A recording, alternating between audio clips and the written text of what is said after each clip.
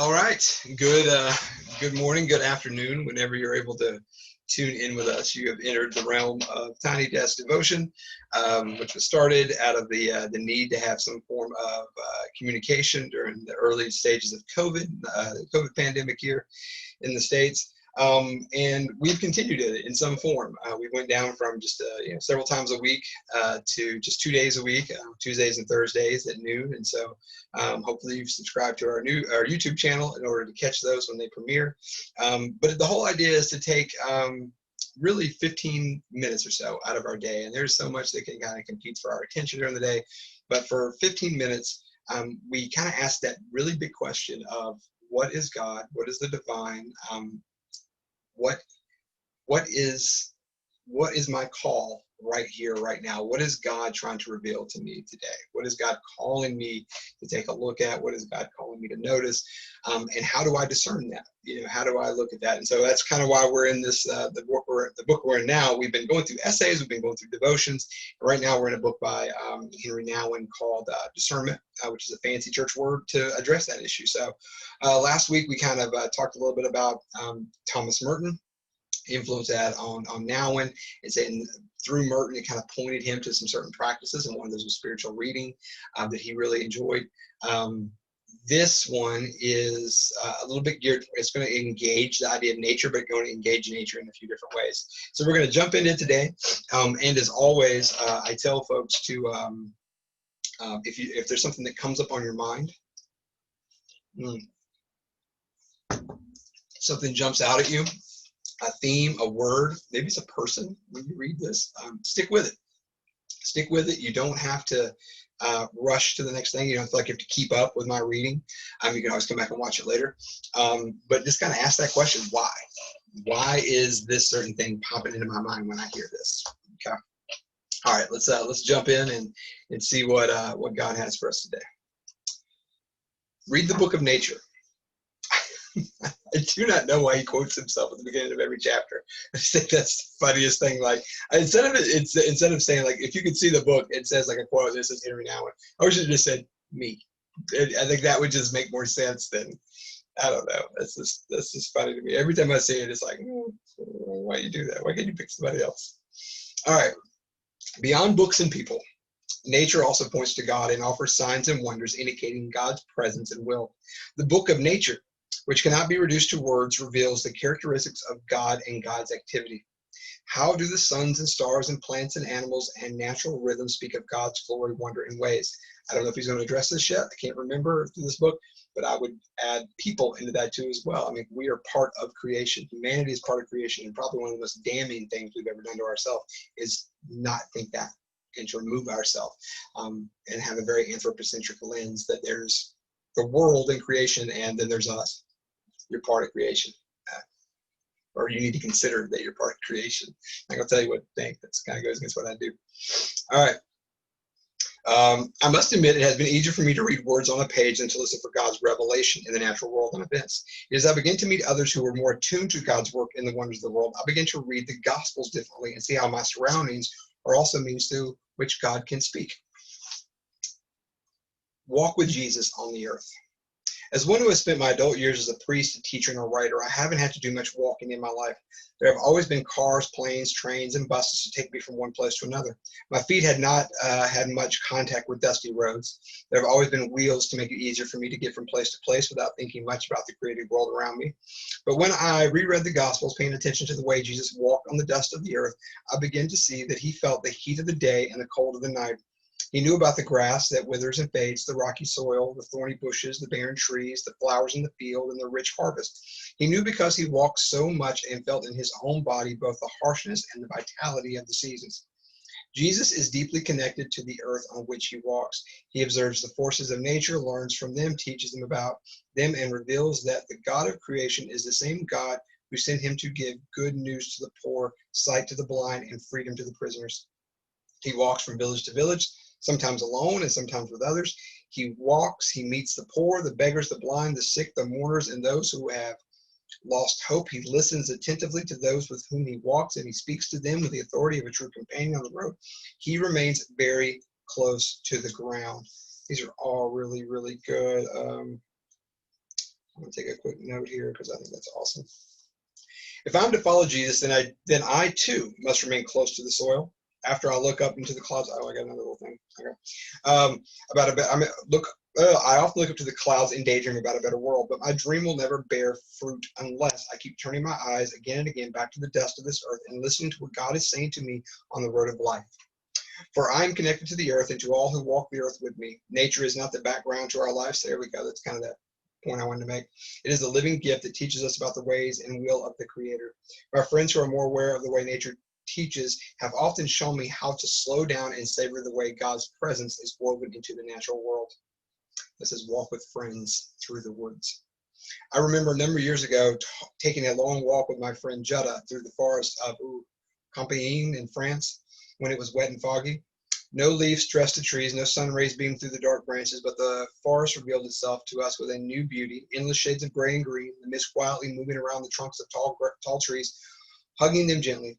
We stopped here and there just to gaze at the pathways and little trenches that vanished into the mist, leading perhaps to some mysterious place. Tall, straight trees everywhere spoke to us about peace, stability, harmony, rest, life, and death, coming and going, staying and leaving. These great trees had been there long before we were born and will be there long after we are gone, if we don't cut them down. But they too will fall down someday and merge with the soil from whence they came to again nurture new shoots. Suddenly, we came to the edge of the valley where we could see far and wide. We saw the immense forest stretching out before us as the fog moved in closer and surrounded us. Little clouds of columns of dense smoke. No birds could be heard, no deer seen, but the fog danced like a friendly spirit, keeping the trees, keeping the trees company. The trees said good things. The spirit smiled, and we did not feel afraid or alone. This memory is not remarkable, but it is profound. Walking in the woods with my eyes and my heart open, offered a reminder that a walk with a friend can remind us of God's presence and peace, even in the midst of confusing times.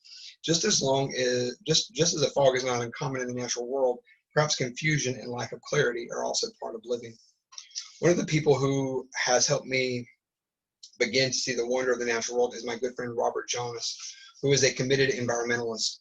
On another trip to Europe, he and I spent a day in the Black Forest of Germany, in the tiny village of Horben, 30 minutes from Freiburg. It is beautifully situated in the midst of the pine-covered hills, and we felt transported to another world. Fields, trees, valleys, mountains, houses, and barns were all made white by fresh snow. The bright sun made the white snow into an immaculate blanket decorated with countless glittering stars. As we walked through the fields, everything lay so quiet, or still and quiet, that we found ourselves whispering to each other as if we didn't want to interrupt nature's silence. That's really nice. The quiet was as deep as any I could recall, and we entered into the splendor of creation. We felt grateful in our hearts and with our surrounding.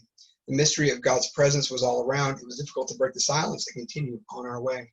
It is remarkable to see how prayer and contemplation open your eyes to nature, and how nature makes you more attentive to divine guidance. I once saw contemplation as something done best in the quiet of a monastery or behind closed doors. Now I know that nature can be a contemplative companion. Instead of trying to control and manipulate the circumstances of your life and the world around you, you become more receptive to God in the world. You no longer ignore grab nature as if it were a thing to dominate. There we go. Dominate or own, but rather caress it. You no longer examine but admire it. In return, nature reveals self-transformed and renewed, no longer an impediment to prayer, but a means of discernment. Instead of an invulnerable shield, a veil permitting a preview of unknown horizons. That's really well written. Letting nature speak opens up new aspects of discerning the divine presence and what we so dimly see. What say the trees and stars? Sometimes we need to take a long walk through a forest, whether to be decorated with new growth and in bright colors or in simple shades of gray, and ask God to reveal something of his ways, will, and character. All right, got one more here. Yeah, let's do this one. When I first began to awake to seeing nature as more than a metaphor, as a living revelation of God's way, I looked back at how well I taught, or how taught I had been to experience God in nature, even if it took me time to fully grow into the way of seeking God. The rain is a sign of God's blessing, and Abbot John Eudes is in a talk on Special Sunday during the Eucharist at the Abbey of Gethsemane, when I was there on retreat years ago. What he said about God in creation gives me a fuller sense of how God is always present. The Hebrew word for good and blessing at times means rain, Father John explained. God is not far from us that we should have to descend into the depths of the sea or ascend to the clouds to find him. God's presence is in the things that are closest to us, things that we touch and feel, that we move and live with day to day. While it is true that God is a hidden presence, we have only to let nature speak to us about the God who is everywhere. That's good. I like this idea about God and rain too. When I walk into a garden, he continued, I can embrace the present moment by pondering a single flower. The more beautiful the flower, the more elusive and fragile it is as life. Beauty by its very nature is fragile. Touch it too roughly and it's gone. Grasp it too firmly and its petals fall away. It must be held onto lightly and gazed on attentively or it slips away. You cannot analyze it or pull it apart to see what it's made of or how it got there. If you want to experience the flower in the field, so too are our lives, concrete yet so elusive.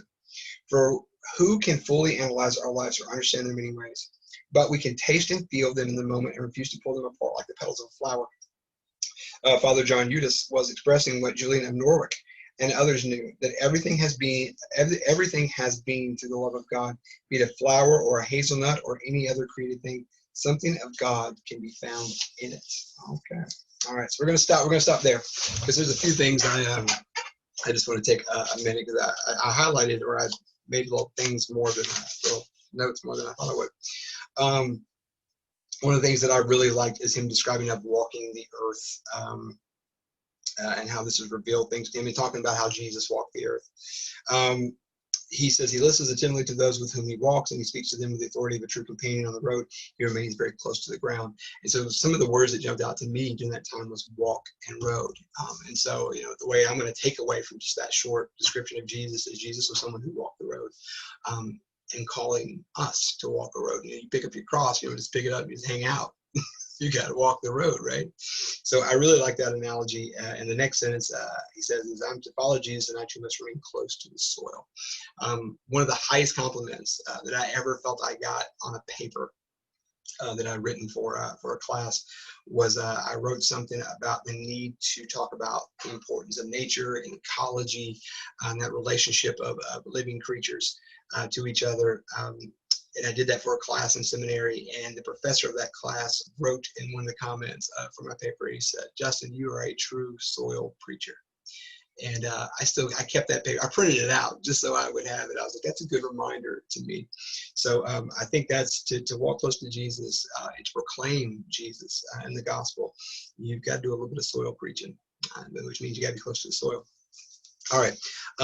Another thing that just stuck out to me is because I see it so much up here in the mountains, and I had seen it growing up too because you have the same effect in different places. And of course, I grew up at the bottom of the near the Blue Ridge Mountains, but really at the kind of the base, the last western part of the mountainous part of the state of North Carolina before you got into the Piedmont area, the rolling hills. But it says the fog danced like a friendly spirit. And, Lauren and I always talk about when we ride around in the early morning or after a rain and you see I call them ghost of the mountains. And it's you can see the fog move over the hills here, or in the mountains here in Vermont, and it is really beautiful. So I appreciate that. And he talked about that in the Walking in the section with a friend. The other area that I liked was he mentioned the word. I didn't know this. Of course, I took Greek. I didn't do Hebrew. The Hebrew word for good and blessing at times means rain. There was a song I used to really like by a band called Travis. Why does it always rain on me? If you do that within Hebrew, good. Why is there always good on me? Why is there always a blessing on me? It totally changes the context of the song. So I like that reimagining. It's a new lens and how I interpret that song through a Hebrew wording and translation. And then I highlighted this part. While it is true that God is hidden in presence, we have only to let nature speak to us about the God who is everywhere. Yeah, that's really interesting too. One of the second hours months ago, we talked about the idea of like pantheism, and it's God in everything, the image of God in everything. And there's some talk. I don't want to go too much into this, but there's an idea of, can people know God outside like a natural theology? Can they sense God in the wonders of the world, or do they really have to be exposed to like the gospel through a telling of the story of Christ? that's kind of in there for me. That's where my mind went for that. I don't know where it goes for you, but that just kind of spoke to me as I was reading it. And so I think those are the big takeaways for me. It seems like I had one other thing that I really kind of like, but maybe not.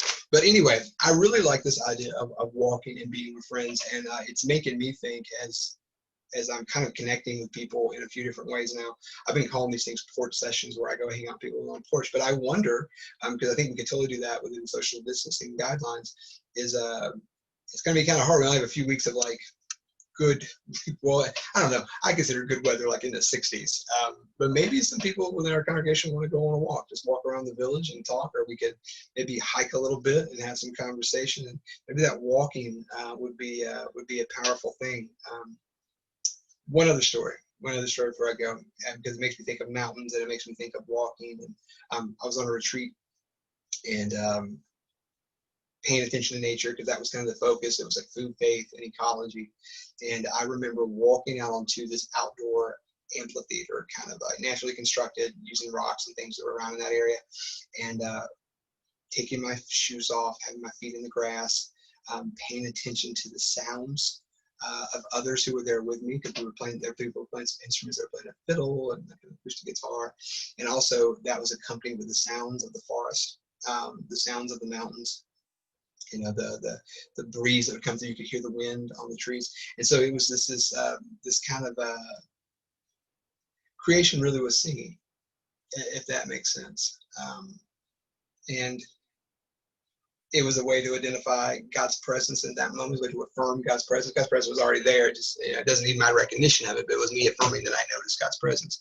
But I think we look for moments like that. So anyway, we'll stop there. We'll get back into this next week, and we'll start out with the notion of God's first language is nature. Okay, so we'll start there. So thank you for tuning in. We will pick back up next week. Until then, find ways to stay happy, find ways to continue to stay healthy, find ways to stay at home if you can.